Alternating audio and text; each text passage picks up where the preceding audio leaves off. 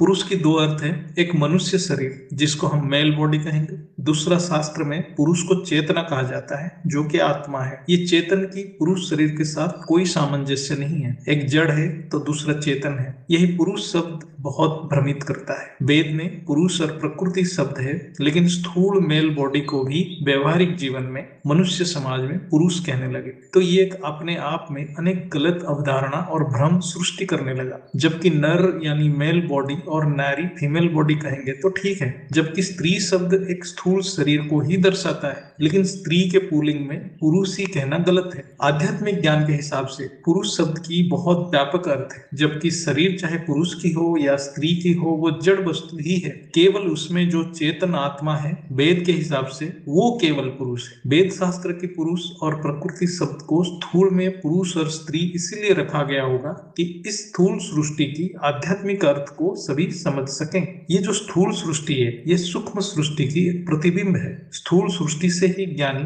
विश्लेषण करके समझ सकता है कि मूल सृष्टि लाइट माइट है, अर्थात स्थूल सृष्टि भी निराकार सृष्टि की एक प्रतिकृति है। लेकिन धीरे धीरे वेद की ज्ञान, सनातन शास्त्र की ज्ञान लुप्त हुआ और सभी के बुद्धि स्थूल में फंसा रहा और स्त्री और पुरुष की अर्थ एक जड़ शरीर में सीमित हो गया।